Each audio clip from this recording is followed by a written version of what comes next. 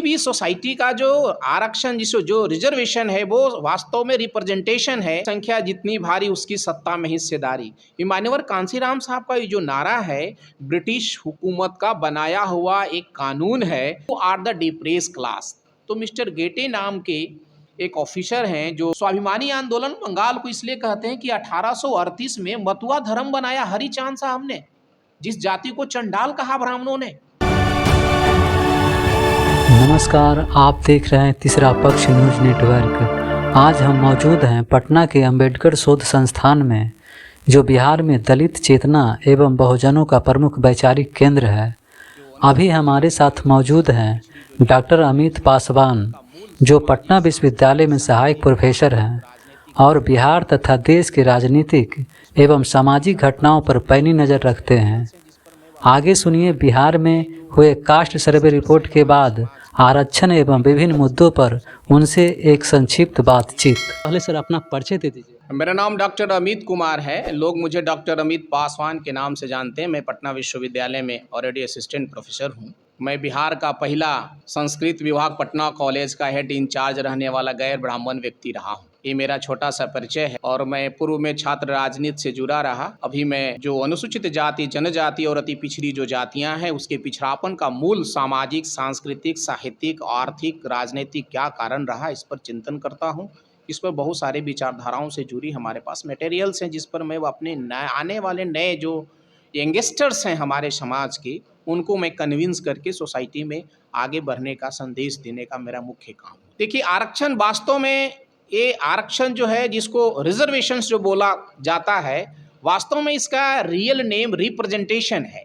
तो किसी भी सोसाइटी का जो आरक्षण जिसको जो रिजर्वेशन है वो वास्तव में रिप्रेजेंटेशन है। जिस तरह से एमपी और एमएलए किसी क्षेत्र का रिप्रेजेंटेशन करते हैं, उसी तरह हर क्षेत्रों में रहने वाले, चाहे वो प्रशासनिक हो, राजनीतिक हो, चाहे वो सांस्कृतिक हो, जितने भी प्रकार के जो सेक्टर्स हैं, वहाँ रिप्रेजेंटेशन से इसका अभिप्राय है रिजर्वेशंस का। जो वास्तव में रिजर्वेशन का जो भारत में जो उत्पत्ति जो माना जाता है, जो रियल में रिप्रेजेंटेशंस था, जिसको आज लोग रिजर्वेशन शब्द से जो चिन्हित करते हैं, 1882 में स्टार्ट लॉर्ड रिपन ने लोकल बॉडी के सिस्टम में किया था और ये कालांतर चलता रहा।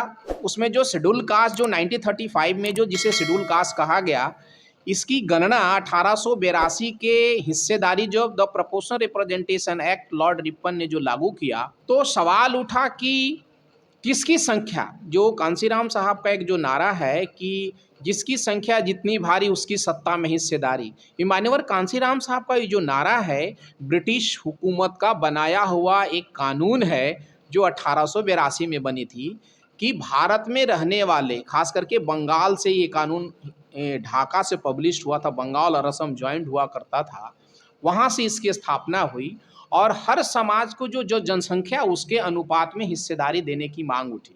तो जब मांग उठी तो उसमें जो शेड्यूल कास्ट जो वर्तमान में जिसे कहा जाता है, वो उस समय डिप्रेस क्लास के नाम से डिफाइन किया गया। तो हुआ कि वास्तव में जनसंख्या किसकी है, तो जो डिप्रेस क्लास है, तो 1911 में first caste census in India हुआ है 1911 में, जिसमें ये डिसाइड किया गया कि who are the depressed class. तो मिस्टर गेटे नाम के एक ऑफिसर हैं जो रजिस्ट्रार है, जनसंख्या रजिस्ट्रार हैं, उन्होंने डिसीजन लिया कि इनका ऑलरेडी जो वास्तविक जो चीज़ है वो आना चाहिए। तो उसमें खुलकर आया कि डिप्रेस क्लास उसे कहा गया जो वेदों को प्रमाणिक नहीं मानता। दूसरा था कि जो हिंदुओं के मंदिर के गर्भगृह में नहीं जाता। तीसरा था जो ब्राह्मण को पुरोहित नहीं बनाता। और चौथा था जिसका ब्राह्मण पुरोहित नहीं होता हो। पांचवा था जो मरा हुआ जानवर का मांस खाता हो। और छठा था जो अपने लाशों को दफन करता हो। हु वेर द सुधराज में बहुत सा डॉक्टर अंबेडकर ने कहा है कि भगवान बुद्ध ने 3 प्रकार के मांस को खाना जायज समझा है, जो जीवन बचाने के लिए जब अंतिम अवस्था हो। एक जो नेचुरल मौत से मर गया हो, दूसरा जो किसी ने शिकार करके छोड़ दिया हो, और तीसरा जिसे ना आपने देखा है, न सुना है, ना आपकी समझ से वो आपके लिए मारा गया है, उसे आप खा सकते हैं। इसीलिए हमारी परंपरागत तरीके से आज भी देखेंगे कि हमारे शेड्यूल कास्ट की कुछ जातियां आज भी मरे हुए जानवरों का मांस खाती हैं। तो वो परंपरागत बुद्ध के संदेश से इंस्पायरेशंस था, क्योंकि हमें इतना ना सामाजिक रूप से परेशान किया गया था कि हम लाचार थे उसको खाने के लिए। तो ये सर्टेन कंडीशन के अंदर में आने वाले जो लक्षण थे, इस आधार पर डिप्रेस क्लास को डिफाइन किया गया। तो 1911 की जनसंख्या को 1920 में पब्लिश किया गया, जब मॉन्टेगू जेम्स फोर्ड यहाँ पर आए, जब फर्स्ट इंडिया एक्ट 1919 में लागू हुआ, तो 1920 में इसे पब्लिश किया गया। तो हमारी आबादी लगभग उस समय 6 करोड़ थी, जिसकी चर्चा बाबा साहब डॉक्टर अम्बेडकर ने write to speeches volume number 16 में किया है, हिंदी वर्जन। तो वहाँ से हमारी हिस्सेदारी हुई। साथ ही भारत में 1909 में मुसलमानों के लिए मिर्लो मांटो कमीशन ने मुसलमानों के लिए सिर्फ मुसलमान ही रिप्रेजेंटेशन का चुनाव कर, यानी कि सेपरेट रिप्रेजेंटेशन मुसलमानों के लिए जनसंख्या के अनुपात में लागू किया गया भारत में। ये शेड्यूल कास्ट के लिए तो बहुत बाद में लागू हुआ। भारत में सर्वप्रथम जो रिप्रेजेंटेशन है, जिसको रिजर्वेशन जो कह सकते हैं, मुसलमानों को पॉलिटिकल सेक्टर में दिया गया जनसंख्या के अनुपात। कालांतर में बहुत सारे लोगों, एंग्लो इंडियंस को दिया गया, यूरोपियंस को दिया गया, क्रिश्चियंस को दिया गया, सिखिज्म को दिया गया, लेकिन शेड्यूल कास्ट को नहीं दिया जा रहा था, जिसको डिप्रेस क्लास है। भारत में पहली बार 1922 में एडवोकेट भीष्मदेव दास जो हैं, जो हमारे अनटचेबल कम्युनिटी से थे, जिसे डिप्रेस क्लास कहा गया, आज शेड्यूल कास्ट कहा जाता है, वो पहली बार एमएलसी हुए बंगाल से, एडवोकेट भीष्मदेव दास, जिनको मान्यवर कांसीराम साहब भारत का पहला बैरिस्टर कहते हैं। इनफैक्ट एविडेंस क्या है तो कांसीराम साहब जाने। उसके बाद जब चुनाव मार्च 1922 के बाद हुआ, तो 5 एमएलसी उसमें हुए, जिसमें सिर्फ एक मात्र उसमें जो थे रसिक लाल जो उसमें थे, रसिक लाल चर्मकार कहा जाता है उनको, वो सिर्फ मात्र अनपढ़ थे, बाकी सब हाईली क्वालिफाइड थे। तो इस तरह से रिजर्वेशन का कॉन्सेप्ट पॉपुलेशन के आधार पे हुआ। फिर साइमन आया, वहाँ रिप्रेजेंटेशन हमारे लोगों ने दिया कि हमारा सेपरेट रिप्रेजेंटेशन होना चाहिए। और आप लोग जानते हैं इतिहास कि ये फर्स्ट गोलमेज सम्मेलन, सेकेंड गोलमेज सम्मेलन और थर्ड गोलमेज सम्मेलन में ब्रिटिश हुकूमत ने हमें 17 सितंबर 1932 को सेपरेट रिप्रेजेंटेशंस भी दिया। लेकिन दुर्भाग्यवश इस देश के तथाकथित ब्राह्मणिकल सिस्टम ने हमारे उस राइट्स को 20 सितंबर 1932 को गांधी आमरण अनशन करते हैं, और 24 सितंबर 1932 को हमारा वो जो सेपरेट रिप्रेजेंटेशंस है वो ख़त्म कर दिया जाता है। और कालांतर ये हमारा ये जो बेसिक जो आधार था, यहाँ एक जानकारी बहुत इम्पॉर्टेंट है कि 1931 के पॉपुलेशन के आधार पे ही हमारा जो है 17 सितंबर 1932 को मैकडोनाल्ड जो ब्रिटिश हुकूमत के प्रधानमंत्री थे, उन्होंने हमको रिप्रेजेंटेशन दिया जनसंख्या के अनुपात में।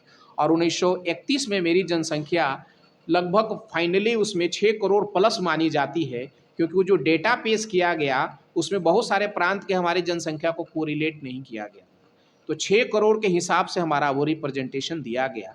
तो इस संख्या के अनुपात में जो जनसंख्या का जो कॉन्सेप्ट की जो आधार स्तंभ है भारत में ऐतिहासिक रूप से 1882 है, लॉर्ड रिपन के टाइम से।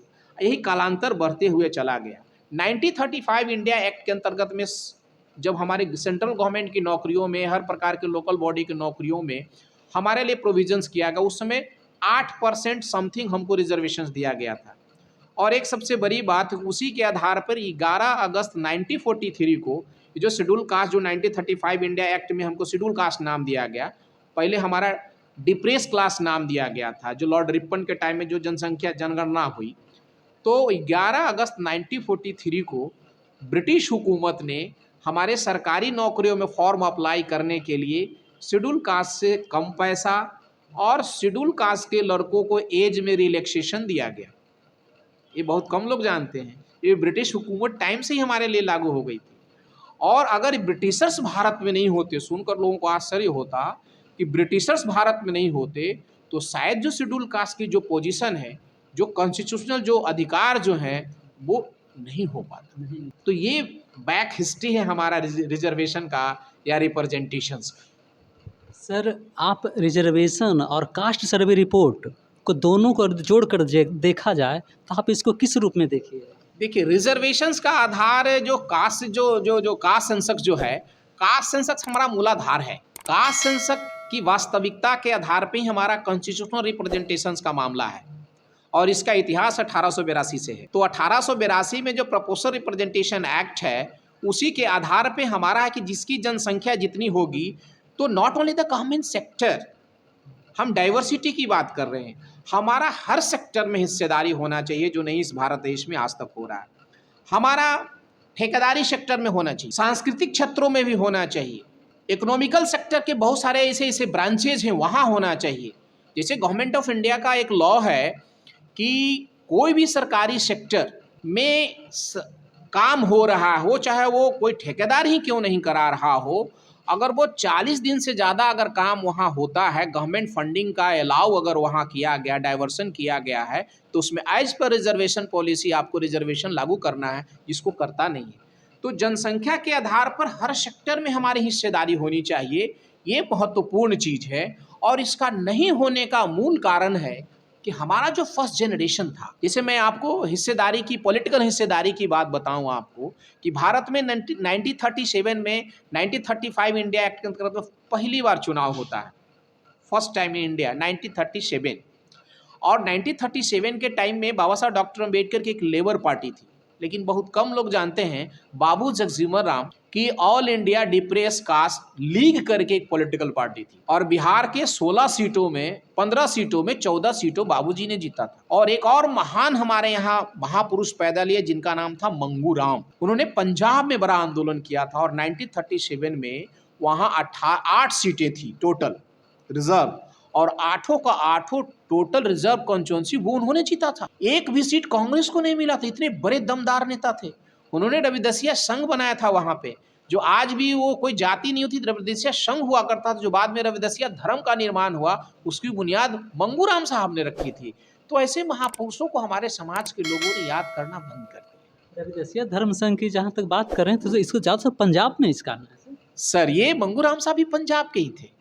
आपको देश में आपको रिप्रेजेंटेशन और रिजर्वेशंस की बात करने के साथ साथ इस देश में अगर स्वाभिमानी अपने समाज के महापुरुषों की बात करेंगे, और स्वाभिमान की लड़ाई इस भारत देश में किस राज्य में सबसे पहले हुआ, तो उसकी बात तक करेंगे तो उसमें एक नंबर पे आपका बंगाल आता है, जहां मुकुंद लाल बिहारी हुए। तो भारत के प्रथम प्रोफेसर हैं कलकत्ता यूनिवर्सिटी में, पाली के 1914 में मुकुंद लाल बिहारी लॉयर भी थे। फर्स्ट आपका MLC in India advocate Bhishma Devdas, वो बंगाल के थे। मिदनापुर के जमींदार थे आपको मुनिंद्रनाथ मंडल, मिदनापुर के जमींदार थे। 1917 में all India depress class 2 times of all India meetings करवाया था उन्होंने। स्वाभिमान का आंदोलन बंगाल से चालू हुआ। दूसरा आंदोलन स्वाभिमान का मंगू राम साहब ने स्टार्ट किया। भारत का ये 2 राज्य सबसे ज्यादा स्वाभिमानी दलित आंदोलन का केंद्र बिंदु था। स्वाभिमानी आंदोलन बंगाल को इसलिए कहते हैं कि 1838 में मतुआ धर्म बनाया हरिचांद साहब ने, जिस जाति को चंडाल कहा ब्राह्मणों ने, वो जाति नमोशूद्राय 1931 की जनगणना में 1838 में बजाबता हमारा एक धर्म बना था, मतुआ धर्म, जो आज भी बांग्लादेश में छुट्टी होती है उसके नाम पे। बंगाल में मतुआ धर्म के लोग थे, फाइटर थे, और ब्रिटिश हुकूमत के जो स्थापना हुई थी बंगाल में 1757 का जो पलासी युद्ध है, उसमें चंडालों और दुसाधों का इतिहास है। उन लोगों ने ही लड़ा था ब्रिटिश के पक्ष में, और सत्ता हस्तांतरित हुई। भारत में पहली बार अंग्रेजों को अगर कोई लड़ाई लड़के जिताने वाला कम्युनिटी है तो वो है शेड्यूल कास्ट में दुसाध जाति और चंडाल जाति, 1757। और उसी पीरियड से आपका शेड्यूल कास्ट, जो आज जो शेड्यूल कास्ट है, जो पहले डिप्रेस क्लास था, उसका इम्पोर्टेंस अंग्रेजों की नज़र में बढ़ा, और वहीं से सुधारवादी आपके पक्ष में अंग्रेजों का कानून पारित होने लगा। आज देखिए वर्तमान में, आज जैसे चिराग पासवान जी हैं, 12 जातियों के इसमें इन्वॉल्व करना चाह रहे हैं। आप भी सुन रहे हैं इस चीज़ को, तो क्या लगता है वो लोग तो अनटचेबल नहीं हैं, फिर भी ये लोग एससी और दलितों को हकमारी करने के पीछे क्यों लगे हुए हैं चिराग पासवान? सर, ये जो नेतृत्व का जो मामला है ना, ये आपके यहाँ जो 1932 में 24 सितंबर 1932 के समझौता से जो पूना पैक्ट हुआ, और उस पूना पैक्ट में आपका जो ये जो ऑलरेडी विधायिका का जो पक्ष है, उसके जो नेताओं का जो चुनाव का जो तरीका है, उसमें नामर्द लोग ही चुन कर आते हैं। और जब नामर्द लोग आएंगे और उनको कितनों टॉनिक और दवा दे के बोलेंगे कि फर्टाइल सिस्टम से आप बच्चे की उत्पत्ति करो, इज़ नॉट पॉसिबल। वो गुलाम है और कानूनन तरीके से गुलाम बनाकर उनको लाया गया है, क्योंकि वो जिस क्षेत्र का रिप्रेजेंटेशन करते हैं, गौर करने वाली बात है, बहुसंख्यक जो वहाँ के जो वोटर्स होते हैं वो गैर शेड्यूल कास्ट होते हैं, और गैर शेड्यूल कास्ट होते हैं नंबर वन। नंबर टू कि जो शेड्यूल कास्ट होते हैं वहाँ सारे शेड्यूल कास्ट के उम्मीदवार खड़े हो जाते हैं, तो शेड्यूल कास्ट का वोट डाइवर्ट हो जाता है, बट जाता है एक दूसरे में, तीसरे में, तो गैर शेड्यूल कास्ट के वोटों से जीतने वाला शेड्यूल कास्ट का नेता कहलाता है। तो आप अनुमान लगा सकते हैं कि दुश्मन के ताकत से खड़ा किया हुआ नेतृत्व क्या आपके लिए और आपके समाज के लिए हितकर काम कर सकता है? और अगर कोई अपवाद स्वरूप ऐसा करता है तो उसे आप शेड्यूल कास्ट ना माने, वो शेड्यूल कास्ट का वीर पुरुष हो सकता है। तो सर पासवान जी तो देखते हैं कि चिराग पासवान जी के नाम पर कुछ भी करने को तैयार हैं। मूर्खता का कोई जवाब नहीं है सर। हमारा और हमारे समाज का ये जो आज मुख्य जो समस्या है कि हमारे लोग इमोशनल सिस्टम को ज़्यादा फॉलो करते हैं, कॉन्स्टिट्यूशनल सिस्टम को कम फॉलो करते हैं। हमारा कल्याण डेमोक्रेटिक राइट जो है वो कॉन्स्टिट्यूशन से बंधा हुआ है। कॉन्स्टिट्यूशनल अधिकारों के संबंध में जो हमारे पक्ष में बात करता है वो वही मेरा आदमी हो सकता है। जात के आधार पर किसी को अपना नहीं मानना चाहिए, क्योंकि कहावत है, बड़ा फेमस, बुजुर्गों ने हमको बताया था एक बार, कहता है कि एक कुत्ता 1 घंटा में 6 कोस चल सकता है और चाहे तो रोज दिन गंगा स्नान कर सकता है, लेकिन वो अपने जात से परेशान है, एक गली नहीं पार करता है कि दूसरे गली का कुत्ता काटने को तैयार है। तो चिराग पासवान हो चाहे कोई और शेड्यूल कास्ट का नेता हो, वो अगर शेड्यूल कास्ट का रिप्रेजेंटेशन का काम करेगा तभी वो शेड्यूल कास्ट का लीडर है, या राष्ट्र हित में कॉन्स्टिट्यूशनल काम करेगा तो वो राष्ट्रवादी हो सकता है। और द्वेष पैदा करने वाला, समाज में आपस में एक दूसरे को उलझाने वाला और कॉन्स्टिट्यूशनल अधिकारों से विमुख करने वाला व्यक्ति हमारा रिप्रेजेंटेशन नहीं कर सकता। दृष्टिकोण से देखा जाए सर तो चिराग पासवान जी दलित के नेता नहीं हैं। अब बहुत सारी चीजें इशारों में खुद समझना चाहिए। अब कोई मान लिया कि पूरे पानी में पानी को मिला रहा है और कह रहा है कि दूध दिख नहीं रहा है, तो उसको तो पता होना चाहिए कि थोड़ा भी दूध रहो तो पानी मिलाया तो दूध जैसा दिखेगा।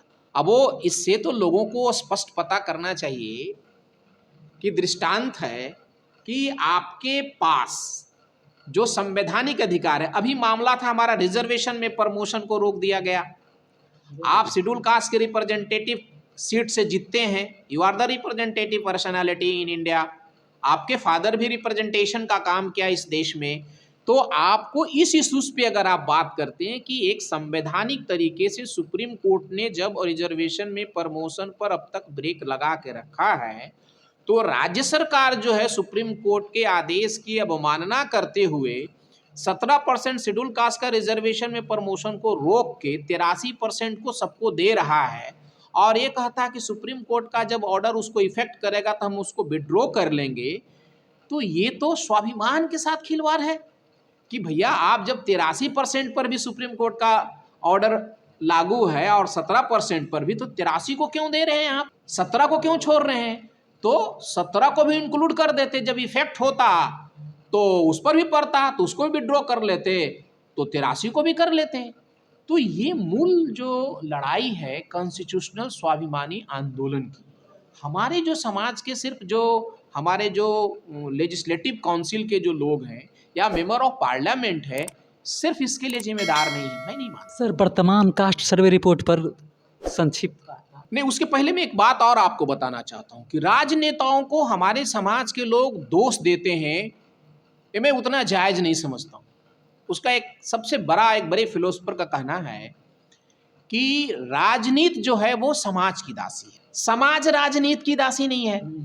तो जो सोशल स्ट्रक्चर होगा वो पॉलिटिकल स्ट्रक्चर होगा, तो सामाजिक एकजुटता तो आप बना नहीं रहे हैं, सामाजिक सांस्कृतिक एकजुटता तो आप बना नहीं रहे हैं, सामाजिक आर्थिक समन्वय कोरिलेशन तो आप बना नहीं रहे हैं। तो आपका नेताओं को सपोर्ट करने का कोई मशीनरी नहीं है, तो नेता आपके पक्ष में कैसे बोलेगा? क्योंकि नेताओं को तो समाज के स्ट्रक्चर्स पे डिपेंड करना है, और समाज का स्ट्रक्चर ही जब उसके पक्ष में नहीं है तो उसके पक्ष में कैसे बोलेगा? ये मेरा निजी मत है। इसलिए हमारे समाज के लोग एकजुट होते, जैसे अदर क्लासेस के लोग जुट हैं, तो हमारा समाज का नेता बोलता, क्योंकि हमारा समाज का एक तो नेता जो चुनाव पद्धति है वो गड़बड़ है। चुनाव पद्धति में हमारा जो वोटर तो बढ़ जाता है, हम गैर वोटों से जीतते हैं, तो गैर वोटों से जीतने के बाद हमको तो एक प्रकार का गाली ही है ना कि हम शेड्यूल कास्ट के वोट से जीतते नहीं और हमको शेड्यूल कास्ट का रिप्रेजेंटेटिव समझा जाता है। तो एक मुख्य कारण है कि सामाजिक, खास करके बिहार जैसे प्रांत में सामाजिक क्रांति यहाँ नहीं। यहाँ सीधे पॉलिटिकल बातें लोग करते हैं, सामाजिक एकजुटता की बातें तो सोसाइटी के प्रत्येक व्यक्ति का, कर्मचारियों का, पदाधिकारियों का, समाज के बुद्धिजीवियों का, लेखकों का, कवियों का और नाटककारों का, या समाज की जितने भी एक छोटे छोटे यूनिट है, उनकी जिम्मेदारी बनती है कि समाज को एक पक्षीय बनाइए, कानूनन उसको संविधान सम्मत बनाइए, संविधान की जानकारियां दीजिए, और समाज का लोग सब एकजुट हो जाएगा ना, तो क्या नेता की औकात की आपके खिलाफ बोलेगा? कभी नहीं बोलेगा। तो मैं इसमें नेताओं को कम दोष देता हूँ, सामाजिक चिंतकों का इसमें रोल बहुत ज़्यादा है जो अपना रोल नहीं निभा रहे हैं। मेरा व्यक्तिगत निजी मामला बताना, क्योंकि जो 1932 का जो पूना पैक्ट का असर है, हम जान रहे हैं कि उसका स्पाइनल ही टूट चुका है और वो तो खड़ा हम होने की उसकी उम्मीद कर रहे हैं, तो ये तो नाइंसाफी है। वर्तमान में कास्ट सर्वे रिपोर्ट है, इस पर 2 शब्द बोलो। बिहार का जो जातीय जनगणना का जो अभी जो रिपोर्ट आया है, इस पर मेरा ये कहना है कि बिहार सरकार को जातीय जनगणना के आधार पे प्रत्येक सेक्टरों में पूरी हिस्सेदारी लागू करनी चाहिए। Not only the government sector, including the private एजेंसियां जितनी भी हैं उसमें हिस्सेदारी देनी चाहिए। क्योंकि अफर्मेटिव रूल इन अमेरिका जब लागू हुआ था तो निग्रो को पिछड़ापन का मूल्य जब कारण ढूंढा गया तो कहा गया कि उसका हर सेक्टर में रिप्रेजेंटेशन नहीं है। तो आप देखेंगे अमेरिका का निग्रो आज हर सेक्टर में है, फिल्म इंडस्ट्री से लेकर, खेल से लेकर, पॉलिटिक्स से लेकर, इकोनॉमिकली जो बिजनेस है उससे लेकर सब सेक्टरों में हो गया। उसी तरह यहाँ के जो हर जाति का जो हिस्सा है, हम किसी एक जाति की नहीं बात बता रहे, हर जाति का जो हिस्सा है उसको संवैधानिक अधिकारों के तहत जो अधिकार मिला हुआ है उस पर सरकार को काम करना चाहिए और जनसंख्या के अनुपात में उसकी हिस्सेदारी और उसका बजटीय प्रावधान को पूर्णतः सही नियम कानून से लागू करना चाहिए। सर, आज इस चैनल के माध्यम से आप क्या अपने लोगों के बीच संदेश देना चाहेंगे? हमारा मुख्य संदेश का आधार यही है कि खास करके नौजवानों से मैं कहना चाहूँगा, जो नए जनरेशन के जो लोग हैं, जो भटकाव की अवस्था में हैं, अगर वो सियासत करते हैं तो सियासत का पूरा इतिहास पढ़ें, सियासत को समझें।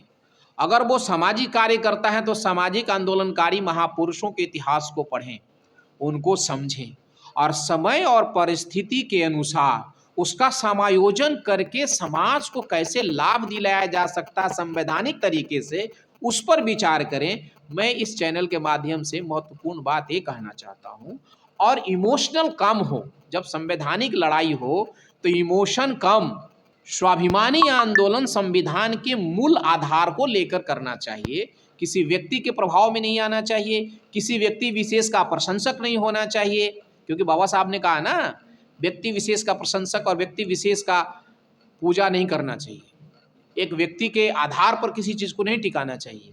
तो हमारे बहुत सारे महापुरुष हुए हैं, उसमें हरिचांद साहब हुए हैं, बाबू जगजीवन राम हुए हैं, भोला पासवान शास्त्री हुए हैं, बाबा साहब डॉक्टर अम्बेडकर हुए हैं, मंगू राम साहब हुए हैं, और भी बहुत सारे ऐसे महापुरुष हैं जिन्होंने बलिदान दी है, क्रांतियां पैदा की हैं, जिसको हमारे समाज के लोगों तक आज भी पता नहीं है। उनको खोजना चाहिए, उनके विचारों को पढ़ कर समाज में, समाज को जोड़ कर, और जब तक आप सामयिकी के साथ अपने आप को कोरिलेट नहीं करेंगे, जातीय आधार पे और धर्म के आधार पे अगर आप अपनी बात करेंगे, तो आपका कभी भी कोई लाभ नहीं होने वाला है। हमको जातीय आधार पे गोलबंदी करके संवैधानिक दायरे में काम करना हो, क्योंकि हमने आवेदन तो नहीं दिया था कि हम किस जात में पैदा लेंगे, हम किस जात में पैदा लेंगे मेरे वश में नहीं था। तो हम जाति के शिकार होंगे, ये भी मेरे वश में है कि नहीं है, ये तो होना है, लेकिन हम जातिवादी नहीं होंगे मेरे वश में है। हम जातिवादी नहीं होंगे मेरे वश में है, लेकिन हम जाति की शिकार नहीं होंगे, ये मेरे वश में नहीं है। तो मैं अपने लोगों को कहता हूं कि जाति का शिकार न हो उसके लिए एक सुरक्षा कवच रखिए और अपने आप को जातिवादी मत बनाइए, अपने आप को संविधानवादी बनाइए, और संविधान में जो प्रदत्त जो अधिकार हैं उसको अपने समग्र समाज में डाइवर्सिटी की रूप में, not only the government sector. मैं एक उदाहरण आपको बताना चाहता हूँ इस चैनल के माध्यम से। बिहार में असिस्टेंट प्रोफेसर की बहाली हो रही है, 4600 की बहाली है। सुनकर आश्चर्य होगा, वो मैंने केस लड़ा। Doctor Amit Kumar versus state of Bihar CWJC 1724/2014 का वो केस है। उसके पहले मैं विधानसभा में हंगामा कराया था 8 MLA से ध्यानाकर्षण क्वेश्चन। उसमें एक भी शेड्यूल कास्ट का MLA नहीं था, सब गैर शेड्यूल कास्ट के लोग थे। PK शाह एजुकेशन मिनिस्टर थे। उसके बाद PIL 2012 में फाइल करवाया था, उसको बाद में कैंसिल कर दिया गया, तो 2014 में रीट फाइल किया। उसके बाद में, ये जजमेंट के बाद में ये सरकार ने बहाली निकाली। इस बहाली को निकालने के बाद अभी सारे अपर क्लासेस के लोगों ने केस फाइल किया और बहाली को डिस्टर्ब कर रहा। एक आदमी बिहार में the first term state of Bihar में SC ST BC 1 का लगभग 2400 से ज़्यादा सीटें रिजर्व कराई गई 4600 में। पहली बार 1200 लगभग शेड्यूल कास्ट, 1200 BC 1 और 150 लगभग शेड्यूल ट्राइब का। और इतना पब्लिश होने के बाद, सारा चीज़ होने के बावजूद भी यहाँ के लोग जो शेड्यूल कास्ट BC 1 के लोग हैं, अकेला आदमी इस लड़ाई को लड़के इतना दूर पहुंचा दिया, पब्लिश करवा दिया, बहुत सारे में इंटरव्यू हो गया, ज्वाइनिंग हो गया, बाकी लोग को डिस्टर्ब कर रहा है। लेकिन हमारा समाज का न विधायिका का लोग, न पढ़ा लिखा PhD डॉक्टरेट करने वाला जो नौजवान है वो, न कर्मचारी पदाधिकारी, न समाज का बुद्धिजीवी कहलाने वाला वो लोग, कोई इसकी सुरक्षा नहीं कर रहे हैं। सरकार उसकी सीटों को पब्लिश होने के बाद भी कम करने जा रही है। तो हम ये कहना चाहेंगे कि हर सेक्टर में आपको कानूनी और संवैधानिक लड़ाई के माध्यम से ही आप समाज को लाभ दे सकते हैं। यही मेरा मुख्य बातें थी जो मैंने आपसे रखी। बहुत बहुत धन्यवाद सर कि आप अपना समय इतना निकाल के हमको दिए।